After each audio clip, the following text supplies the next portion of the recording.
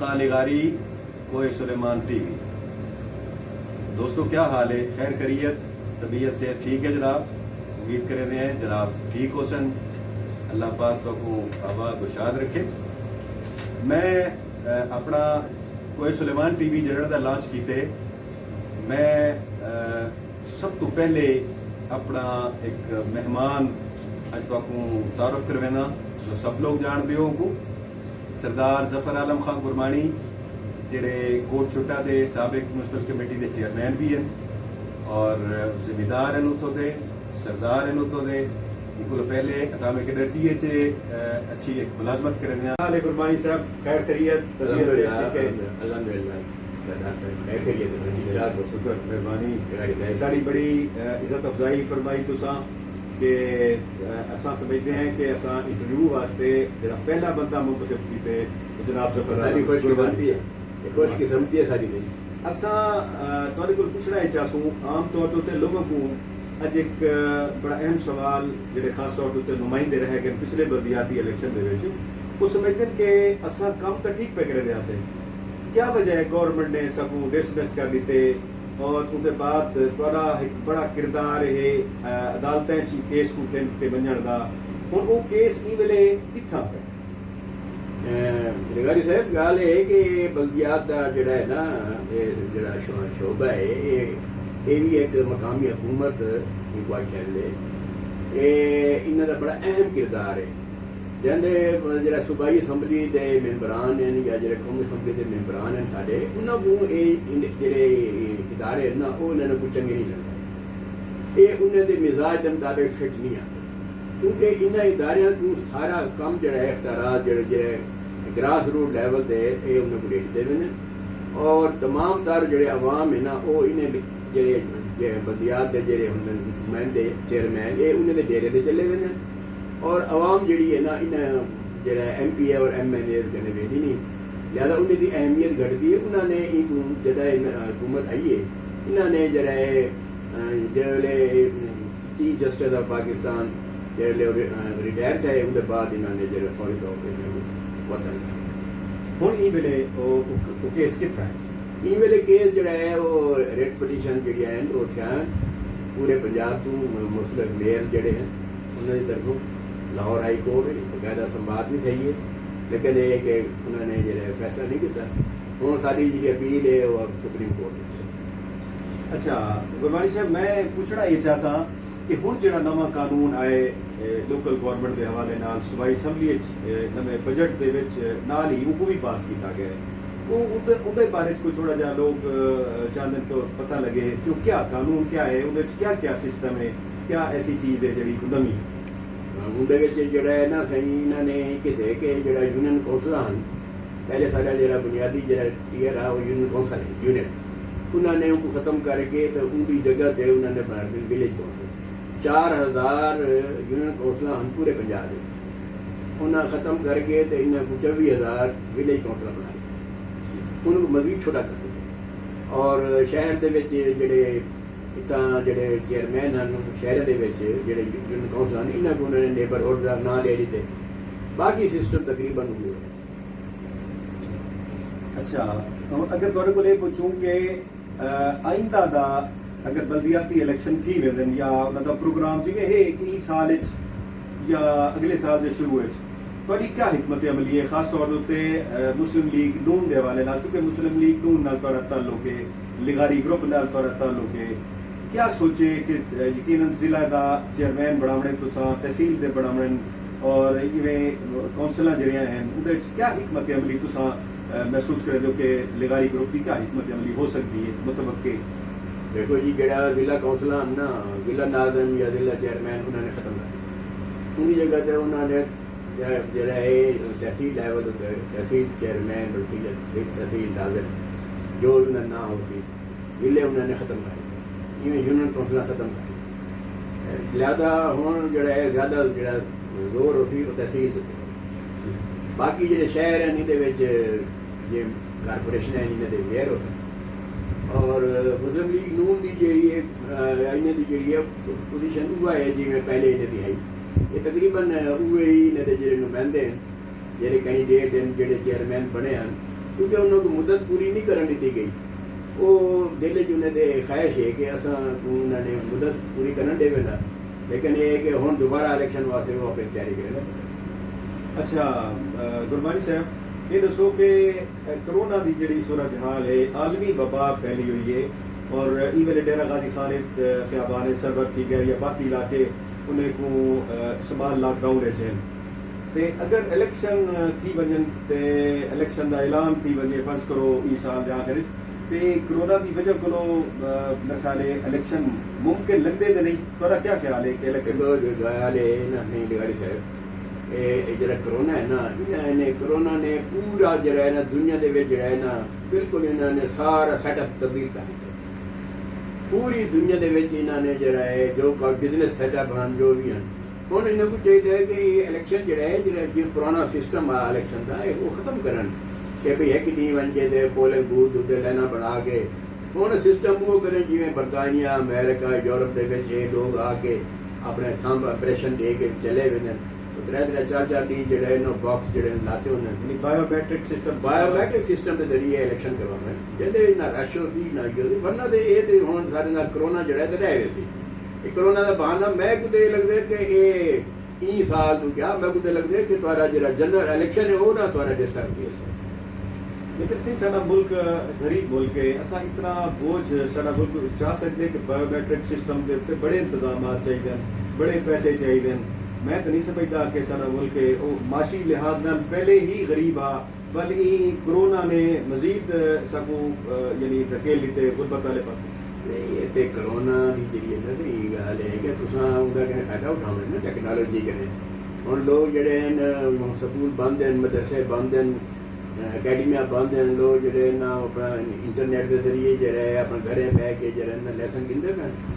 हुण इम्तिहानात का तरीकाकार तब्दील करन। हुण हर चीज़ जरिए वो सिस्टम चीज तब्दील हुई है। इन्हें को पुराना सिस्टम है वो इलेक्शन का सिस्टम ही जाऊँगा जिंदे उत्ते इतबार ही कोई और इलेक्शन जरा धांधली चाहिए। लिहाजा इनको एक तो ये है कि इन्हें को करप्शन फ्री करन, धांधली का इम्कान ही ना हो सी। पैसे जड़े इतना ज़्यादा नहीं लगते, एक दफा लगते हैं वो मशीना वो बायोमेट्रिक सिस्टम में जनरल इलेक्शन काम हो। अच्छा तुसा बतौर चेयरमैन कोर्ट छुट्टे वास्ते क्या खिदमात सर अंजाम दित्तियां कि लोग तुहाडे कोलों मुतमैन हैं, मैरिट है कि तुसा अपने इलाके च बड़े मकबूल हो, जिमीदार तो पहले हावे तुसा, लेकिन सियासत चाह के मैरिट है कि तुहाडी मकबूलियत च इजाफा है। आखिर लोगों को क्या तुसा ऐसे उन्होंने मसाइल हल कीते कि सर मैं अर्ज करा कि ये अपनी अपनी किस्मत होंगी है कि जदा मैं चेयरमैन बनया अल्लाह ताला की मेहरबानी नाल पहली दफा म्यूनसिपल कमेटी बनी, पहले यूसी है दूजा सब फंड जड़े ना सब कई 100 गुना फंड ज़्यादा गवर्नमेंट ने दिते म्यूनसिपल कमेटी की वजह। ये कोर्ट छुट्टा जड़ा है मसाइलिस्तान आ एक मसला ना हा, लिहाजा असां पहले दिन तो शुरू कर दिते और पूरे शहर के जड़ा सीवरेज और सोलिंग और डफ टैग वगैरह और स्ट्रीट लाइट इंतजाम किए और देहात के जड़ा सोलिंग लवाई नालियाँ और पक्के नाले खाले बनवाने से और असा जरा है लोगों के दरवाजे कने घेनी के थे कब्रिस्तान तक, यानी असा उन्हें दी जी हर किस्म की खिदमत की है। असा इन्हें वास्ते रमजान बाजार जड़ा है वो भी साढ़े इंतजाम होंदा है, मुहर्रम के मौके के तमाम इंतजाम वो भी असा करवाते थे और खसूसी तौर पर असा जड़ा लोगों को जड़ा है असा ये सहूलत दी हुई है वापडा के लोगों का कोई मसला होंदा तो असा अपने मुलाजिम दे दिया जोड़े लोगों के बन के बिजली ठीक रहता। और ये अलावा असा उनको तकरीबन जड़ा है पहली दफ़ा उनको एक कोच के अफटैल असा मुतारफ करवाई है। एक ने पहले उन्होंने कोच ने कहना नहीं चाहिए सीवरेज का सिस्टम अच्छा थी गया। उसके अलावा जड़ा है असा सफाई वास्ते मशीनरी नवी परचेज की थी और ये मशीनरी जी एक ट्रैक्टर रहा पहले सारे कने असा बाद 6 ट्रैक्टर किते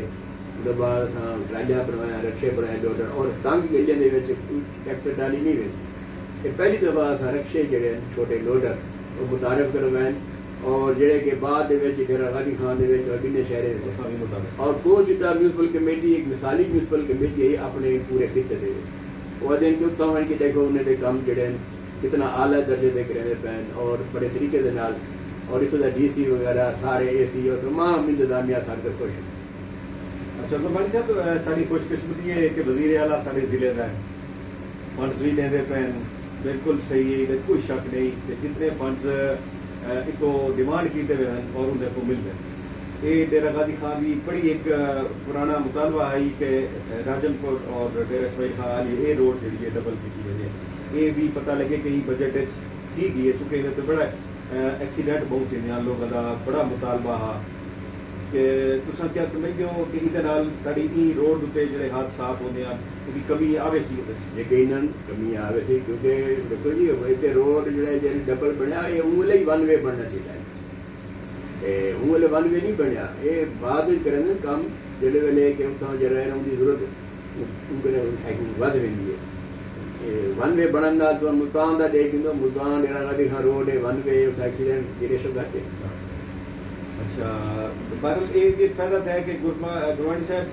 कोट छुट्टा और जाम पर बाईपास बनने नाल भी उधर खासा फर्क है। बिल्कुल यकीनन बाईपास बनने नाल जेड़ा ट्रैफिक जाम का मसला है